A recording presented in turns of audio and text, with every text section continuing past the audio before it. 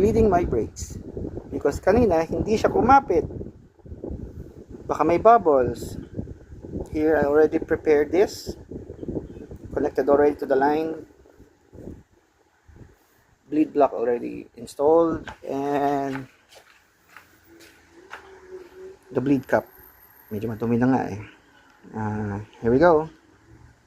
Here goes nothing. Let's see if may bubbles pa sa loob. Kanina meron.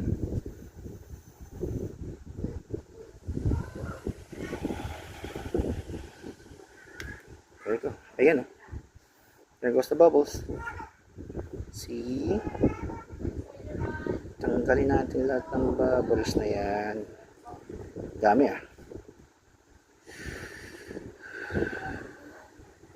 Ooh, look at that. Dami, no? Okay. Babalik ulit natin paloob. Here we go. Just tingnan natin kung may bubbles pa. We'll make sure now there will be no air bubbles trapped inside. Ulit. And we'll pull it up again.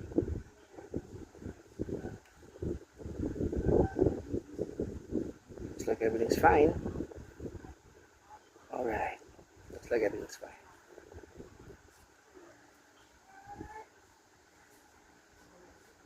Another squeeze just to get it all out. Get it all in.